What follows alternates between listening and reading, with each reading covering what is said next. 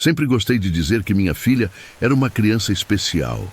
Não no sentido comum, de orgulho de pai, mas porque ela parecia diferente. Ela nunca teve medo do escuro. Nunca precisou de bichos de pelúcia para dormir. Nunca chorou por estar sozinha no quarto. Pelo contrário, desde muito cedo gostava de dormir cercada de silêncio. Moramos em uma casa antiga, herança de família. O quarto dela fica no final do corredor, bem ao lado do nosso. É pequeno, mas aconchegante, com paredes claras e móveis de madeira.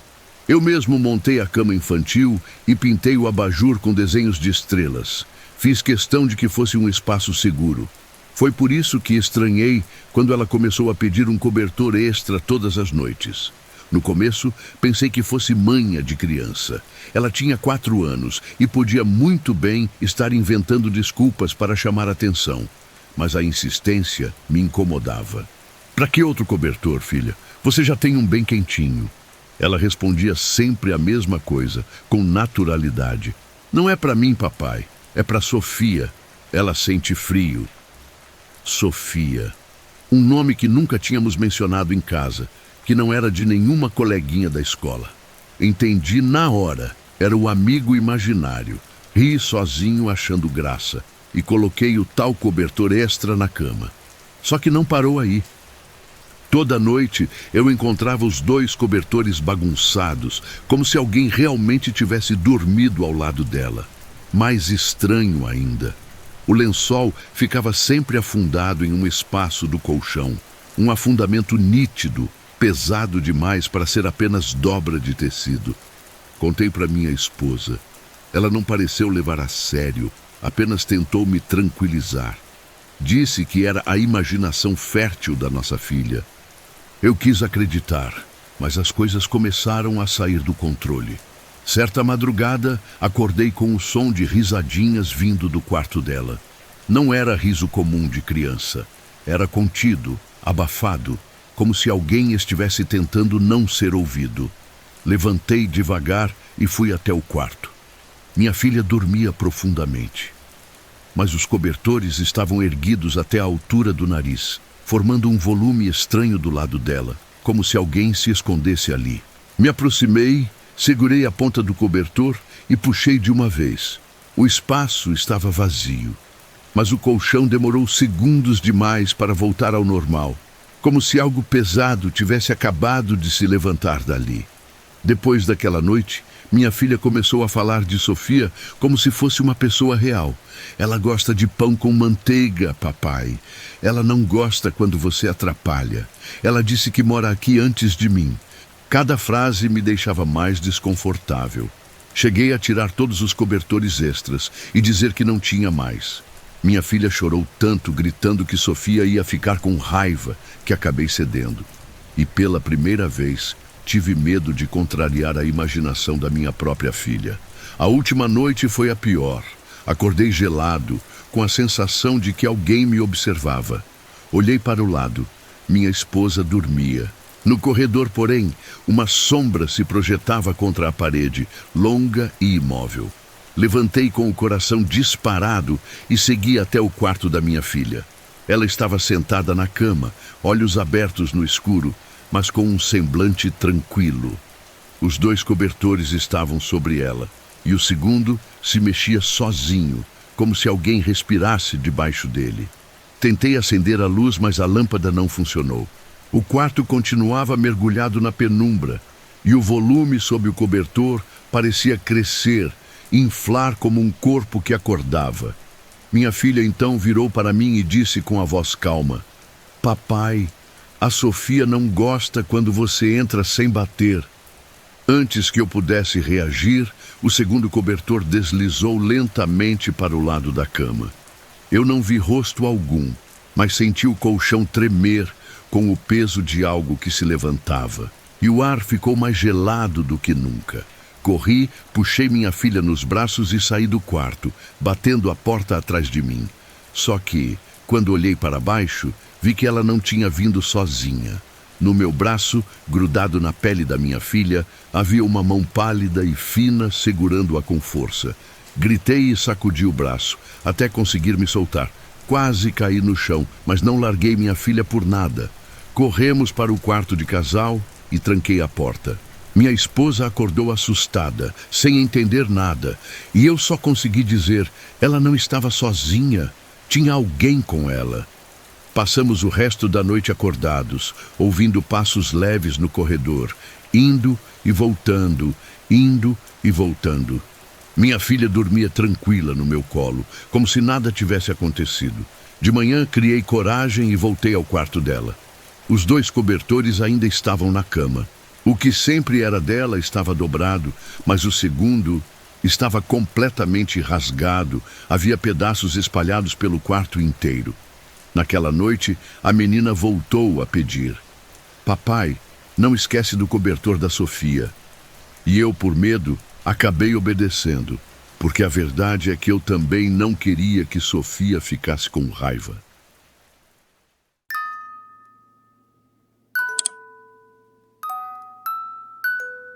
Meu nome é Camila, tenho 17 anos e costumo ganhar um dinheiro cuidando de crianças na vizinhança. Sempre foi algo tranquilo. Desenhos animados, lanches, colocar para dormir e esperar os pais voltarem. Mas a noite em que fui chamada para cuidar dos filhos da família Medeiros mudou completamente minha ideia do que significa estar sozinha em uma casa com crianças. Era uma sexta-feira à noite, início do inverno.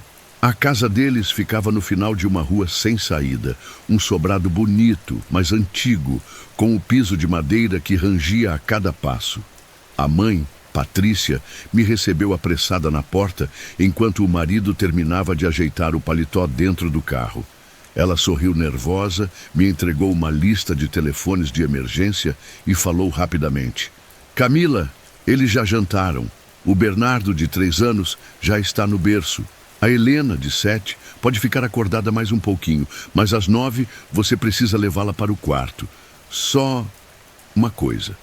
Ela respirou fundo, me olhando fixamente. Quando for colocar a Helena para dormir, tranque a porta do quarto dela e não abra até de manhã. Aquilo me deixou confusa. Como assim? Perguntei, rindo de leve, achando que era uma brincadeira. Só faça isso, por favor. Ela respondeu séria. Tranque. Antes que eu pudesse insistir, ela já estava entrando no carro. Fiquei sozinha com Helena, que assistia TV na sala. Uma menina esperta, falante, com aquele jeito meio precoce que crianças mais velhas têm quando sabem que podem impressionar os adultos. Brincamos um pouco de adivinhar desenhos animados. Depois ela me mostrou a coleção de bonecas. Quando deu a hora, desliguei a TV e pedi para ela ir ao quarto. No caminho, lembrei do pedido estranho da mãe. Então perguntei: Helena, sua mãe disse que é para eu trancar a porta do seu quarto. Por quê? Ela baixou os olhos, segurando o ursinho de pelúcia contra o peito e disse: porque ele não gosta quando vê gente nova. Senti um frio na espinha. Quem, Helena? Ela hesitou. O menino que mora comigo. Arrepiei inteira. Mas tentei não demonstrar medo, apenas segui o que a mãe mandou. Entrei com ela no quarto, ajudei a colocar o pijama, fechei a janela, desliguei a luz e, antes de sair, tranquei a porta com a chave. Helena não reclamou. Na verdade, parecia aliviada. Fiquei na sala mexendo no celular, tentando ignorar o incômodo que a situação me causava. O Bernardo dormia sem problemas. A babá eletrônica estava ligada no volume baixo.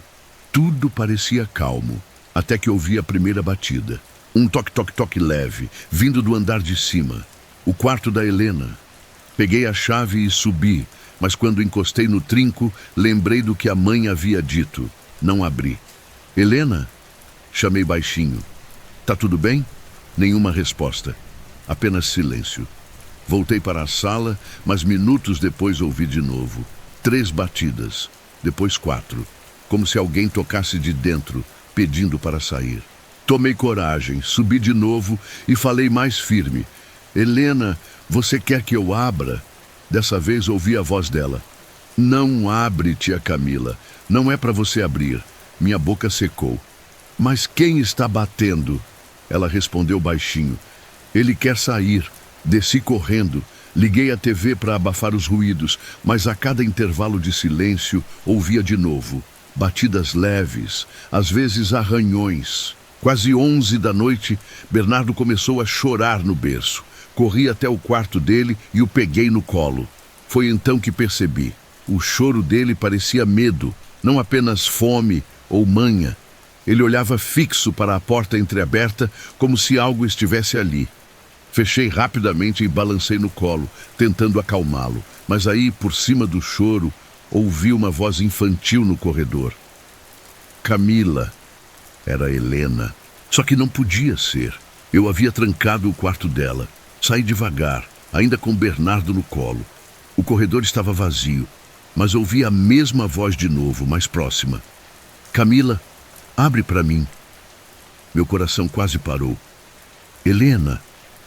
Chamei, mas a voz soava estranha, arrastada, como se fosse dela e não fosse ao mesmo tempo.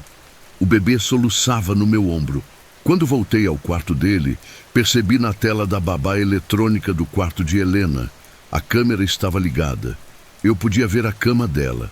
Ela estava deitada, encolhida, abraçada a o ursinho.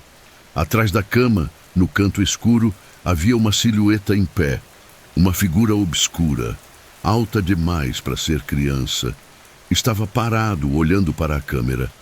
Travei. Não sabia se corria, se ligava para a mãe, se chamava a polícia. Só consegui ouvir o som do Bernardo chorando e o meu próprio coração batendo. Do aparelho veio um estalo, seguido de sussurros baixos, como se alguém tivesse encostado a boca bem perto do microfone. Abra a porta, Camila. Desliguei o aparelho na mesma hora. Passei o resto da noite na sala, com Bernardo dormindo no meu colo, olhando para as escadas, esperando a qualquer momento ver aquela coisa descer. Cada rangido da casa parecia um passo, cada estalo da madeira, uma respiração.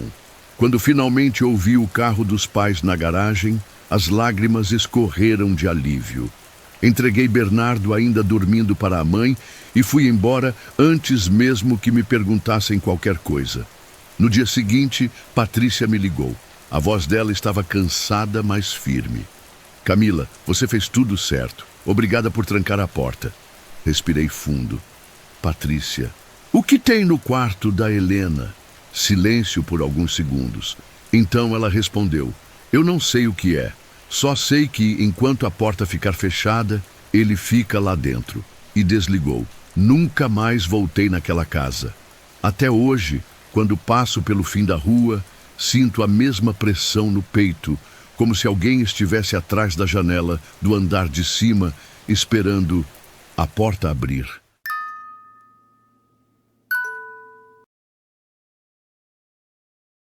Sempre odiei o porão da nossa casa.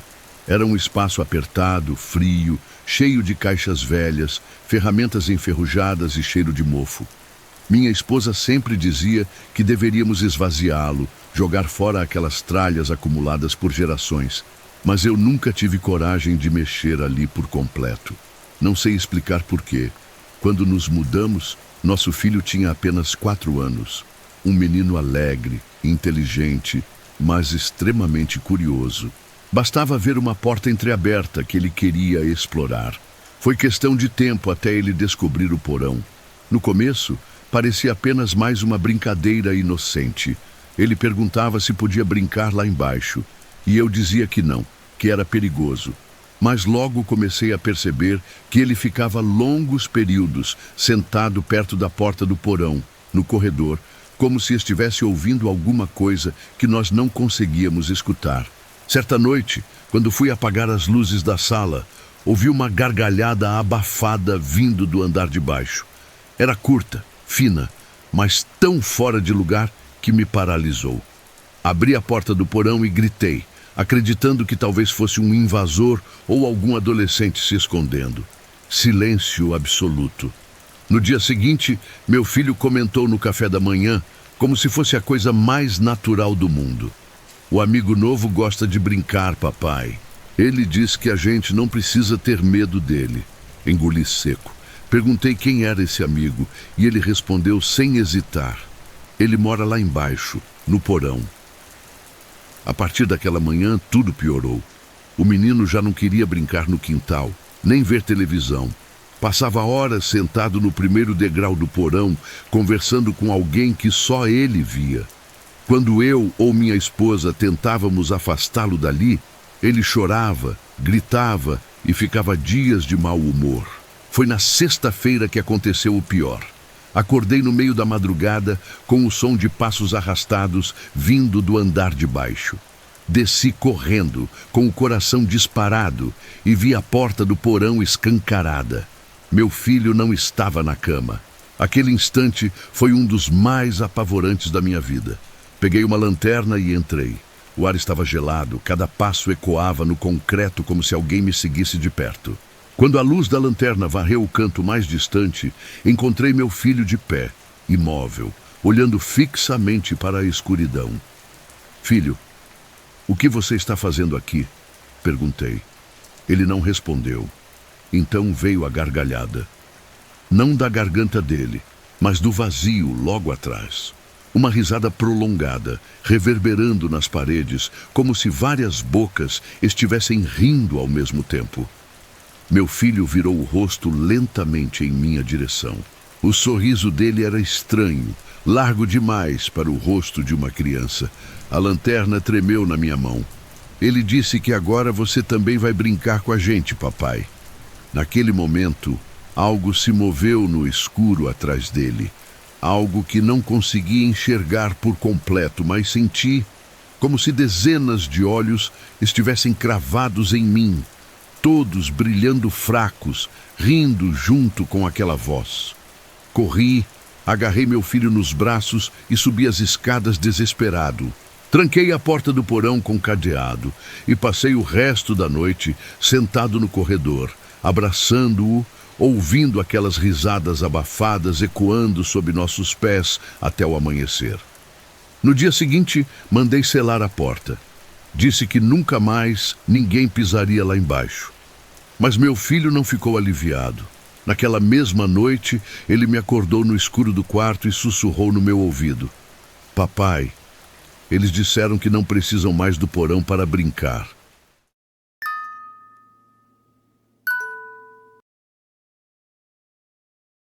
Eu nunca imaginei que precisaria contar algo assim. Sempre me considerei uma mulher equilibrada, uma mãe protetora, uma pessoa que se orgulhava de manter tudo sob controle. Meu nome não importa tanto, mas meu filho, Daniel, de 8 anos, era minha vida inteira. Desde que o pai dele nos deixou, há 2 anos, vivemos apenas nós dois, numa rotina silenciosa e simples dentro de uma casa pequena. Nada de estranho, nada fora do comum. Até que as cartas começaram a aparecer. Daniel sempre foi uma criança calma, mas criativa. Passava horas desenhando, casinhas, árvores, bichos, pessoas sorrindo. Eu incentivava, dizia que ele tinha talento. Até que, numa manhã qualquer, encontrei sobre a mesa da cozinha uma folha dobrada, com meu nome escrito em letras infantis. Mamãe. Achei doce. Abri, esperando ver um coração ou uma frase carinhosa. Mas o que vi foi algo completamente diferente. Era um desenho de uma mulher, esguia, cabelos longos, toda pintada de preto, sem rosto. Ao lado, Daniel e eu, de mãos dadas. Embaixo, escrito em letras tortas: Ela vai morar com a gente. Perguntei ao meu filho o que era aquilo. Ele sorriu de um jeito inocente e disse apenas: Foi ela quem mandou eu desenhar. Naquele momento pensei em ela como uma amiga imaginária. Ri sem graça, balancei a cabeça. Mas com o passar dos dias, os desenhos continuaram. Toda manhã, uma nova folha dobrada surgia em algum canto da casa. Na mesa, no sofá, até no meu travesseiro. Sempre a mesma figura escura, sempre perto de nós, com frases que me deixavam desconfortável do tipo: Ela disse que vai cuidar de mim se você não puder. O pior é que Daniel nunca deixava os desenhos perto de mim. Ele jurava que não se lembrava de colocá-los ali. Ela que faz, ele dizia, olhando para o vazio, como se realmente acreditasse. Na terceira semana, as cartas mudaram de tom. Começaram a aparecer com manchas de lápis fortes, quase rasgando o papel, e frases mais perturbadoras. Ela não gosta quando você grita. Ela quer que você pare de trancar a porta do quarto. Ela disse que se você não ouvir, vai dormir na sua cama também. Eu não gritava com Daniel, nem trancava portas. Eu não fazia nada daquilo, mas na noite em que encontrei essa última frase, acordei de madrugada sentindo o colchão afundar levemente ao meu lado. Estiquei o braço, achando que fosse Daniel, mas ele dormia no quarto dele. Na manhã seguinte, decidi ser firme. Peguei as folhas acumuladas, joguei todas no lixo e disse a Daniel para parar com aquilo. Ele chorou, desesperado, dizendo que ela ia ficar zangada, que eu não devia ter feito isso. Quando tentei abraçá-lo, ele se afastou de mim com medo. No mesmo dia, ao chegar do trabalho, encontrei o lixo revirado, as cartas espalhadas pelo chão da cozinha. Só que havia uma nova entre elas, diferente. O desenho era só meu rosto, coberto de rabiscos pretos, com um X enorme nos olhos. Embaixo, escrito com uma caligrafia que não era de Daniel: eu já estou aqui. A partir dessa noite, o ambiente da casa mudou. O ar parecia pesado, os cantos mais escuros, e eu ouvia papéis sendo amassados e riscados sozinhos no quarto do meu filho. Comecei a acordar sempre no mesmo horário, 3h15 da madrugada. O som de lápis arranhando o papel vinha do corredor. Quando eu entrava no quarto, Daniel dormia profundamente. Mas sobre a mesa havia sempre uma carta nova, com traços nervosos, quase violentos. Numa madrugada, reuni coragem e fiquei escondida na porta, observando. Daniel dormia virado para a parede. A folha estava no centro da mesa, e diante dela o lápis se movia sozinho, riscando com pressa, como se uma mão invisível conduzisse. O som era real, nítido, impossível de negar. O desenho daquela noite era um quarto, o nosso quarto. Eu deitada, dormindo, e ao lado da cama, a figura negra sem rosto, olhando para mim. Não aguentei. Gritei, acordei Daniel, rasguei o papel em pedaços. Ele acordou chorando, desesperado, dizendo que eu havia machucado ela. Eu mesma chorei, tremendo, sem saber o que fazer. Nos dias seguintes, comecei a notar algo ainda pior. Daniel estava ficando pálido, exausto, como se não descansasse mais. Uma noite, o encontrei sentado no chão do quarto, com dezenas de folhas espalhadas ao redor. Ele desenhava compulsivamente, lágrimas escorrendo, murmurando baixinho. Ela disse que se eu parar, vai levar você primeiro. Foi nesse instante que percebi que não era apenas sobre ele. Na última noite em que ficamos naquela casa, acordei novamente com o som de lápis riscando, mas não havia papel sobre a mesa. Segui o som até a sala e congelei. O barulho vinha da parede. Daniel estava de pé, dormindo de olhos abertos, desenhando na pintura branca com um lápis quebrado. A figura escura já tomava metade da parede em traços deformados, braços longos esticados em direção ao sofá, à cozinha, a mim. Quando consegui arrancá-lo dali, notei que entre os rabiscos estava escrito em letras grandes, muito maiores que as de Daniel: agora eu moro aqui. Na manhã seguinte, fiz as malas e nunca mais voltei. Mas ainda hoje, em qualquer casa onde tento recomeçar, encontro papéis dobrados em gavetas, mochilas, até dentro do meu travesseiro. Sempre com o mesmo desenho, sempre com a mesma frase: ela não desistiu.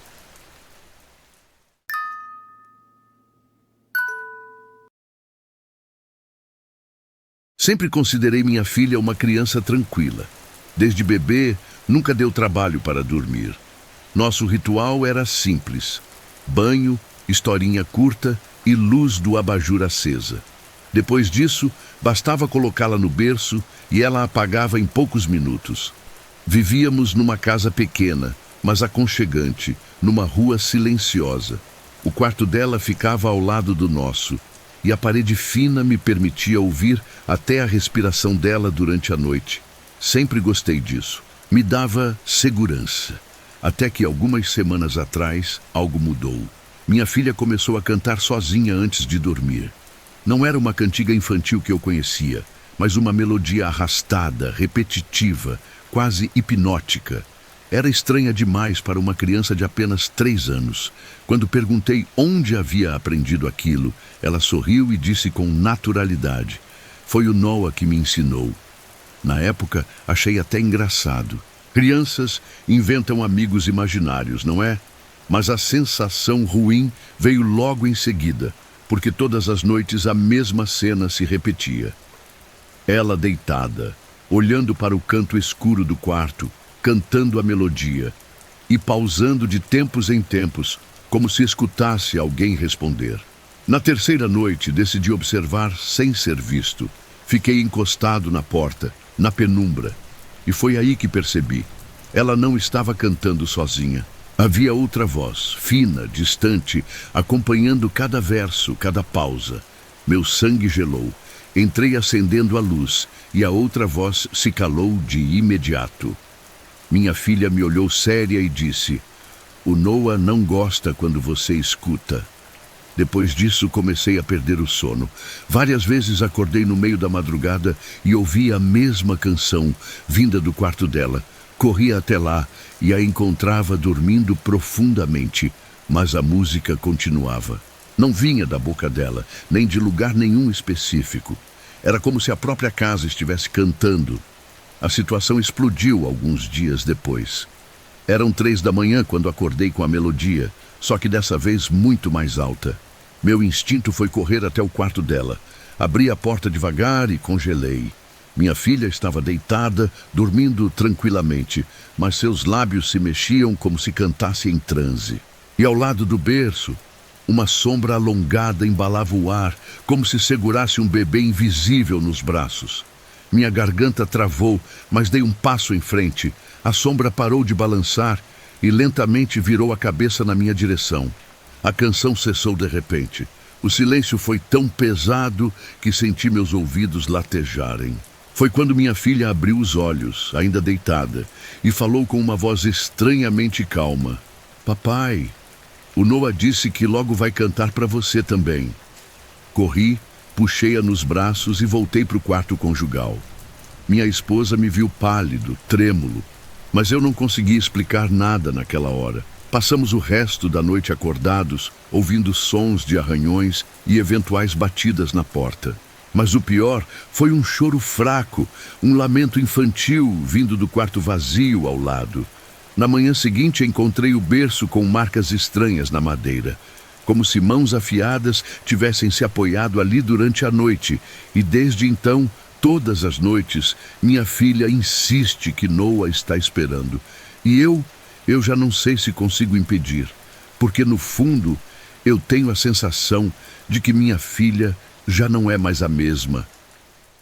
Muito obrigado a você que assistiu até aqui. Peço que deixe seu like, se inscreva no canal e, se possível, comente o que achou do vídeo.